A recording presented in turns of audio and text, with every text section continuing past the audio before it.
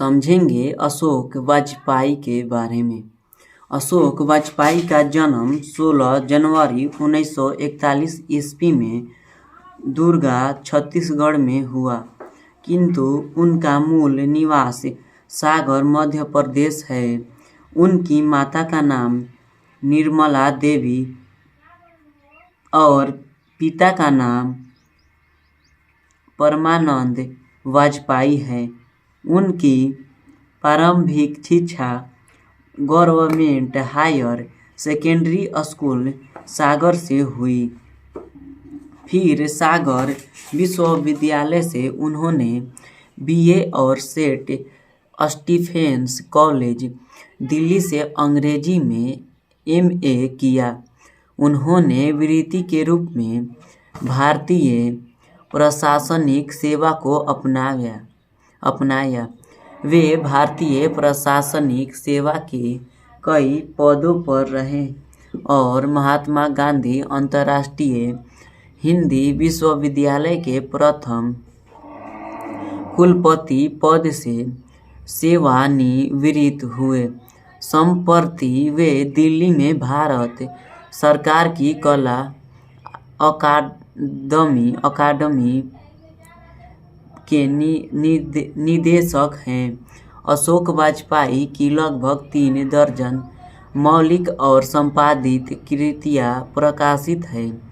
शहर अब भी संभावना है, एक पतंग अनंत में, तत्पुरुष कहीं नहीं वहीं, बहुरी अकेला, थोड़ी सी जगह दुख, चिट्ठी रसा है आदि उनके कविता संकलन है। फिलहाल कुछ पूर्वग्रह, समय से बाहर, कविता का गलप, कवि कह गया आदि उनकी आलोचना की पुस्तकें हैं। उनके द्वारा संपादित पुस्तकों की सूची भी लंबी है। तीसरा, साहित्य, विनोद, कविता का जनपद, मुक्तिबोध, शमशेर और अगय की चुनी हुई कविताओं का संपादन आदि। उन्होंने कई पत्रिकाओं का भी संपादन किया है, जिनमें समवेत, पहचान, पूर्वग्रह, बहुवचन, कविता, एशिया समास आदि प्रमुख हैं। अशोक वाजपेयी को साहित्य अकादमी पुरस्कार, दयावती मोदी कवि शेखर सम्मान, फ्रेंच सरकार का officer of the order of France 2004 सम्मान आदि प्राप्त हो चुके हैं। सजग साहित्यकार अशोक वाजपेयी द्वारा रचित पुस्तक पाठ में एक संश्लिष्ट रचना धार्मिक की अंतर्गत झलक है। यह पाठ उनके अभिनयोन्मुख गद्य एवं कविता के सृजनात्मक संग्रह से संकलित है। इसी नाम के संग्रह में उनकी सृजनात्मक गद्य की कुछ रचनाएं और कविताएं हैं, जिनमें से दोनों विधाओं की 2 रचनाओं के साथ पुस्तक की भूमिका भी किंचित संपादित रूप में यहाँ प्रस्तुत है। अभिनयो दक्षिणी फ्रांस का एक मध्ययुगीन ईसाई मठ है, जहाँ लेखक ने 21 दिनों तक एकांत रचनात्मक प्रवास का अवसर पाया था। प्रवास के दौरान लगभग प्रतिदिन गद्य और कविताएं लिखी गई। इस तरह हिंदी ही नहीं, भारत से भिन्न स्थान और परिवेश के एकांत प्रवास में एक निश्चित स्थान और समय से अनुबद्ध मानस के सृजनात्मक अनुष्ठान का साक्षी यह पाठ एक वैश्विक जागरूकता और संस्कृति बोध से परिपूर्ण रचनाकार के मानस की अंतरंग झलक पेश करते हुए यह दिखाता है कि रचनाएं कैसे रूप आकार ग्रहण करती है। कोई भी रचना महज एक शब्द व्यवस्था भर नहीं होती। उसकी निर्माण प्रक्रिया में रचनाकार की प्रतिभा उसके जटिल मानस के साथ स्थान और परिवेश की भूमिका भी महत्वपूर्ण होती है।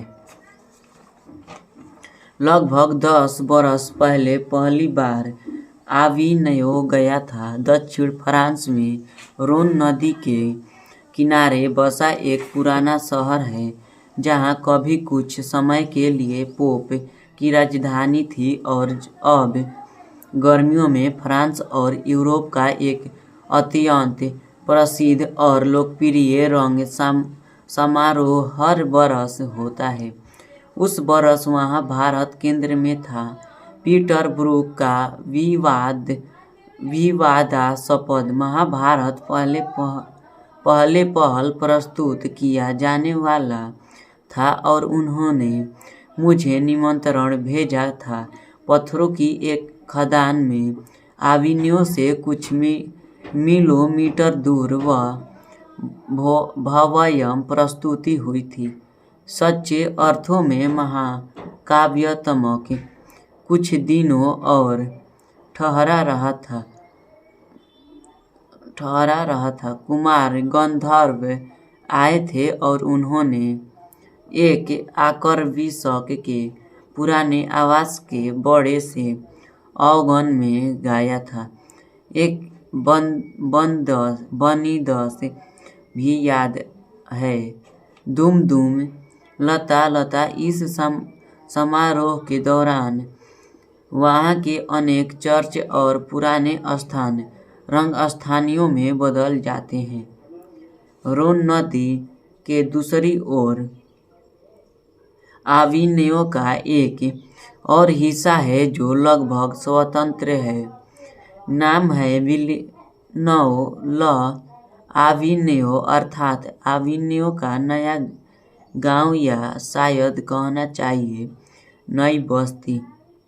वहाँ दरअसल फ्रेंच शासकों ने पोप की गतिविधियों पर नज़र रखने के लिए किला बनवाया था। उसी में काथुर्सियन संप्रदाय का एक ईसाई मठ बना।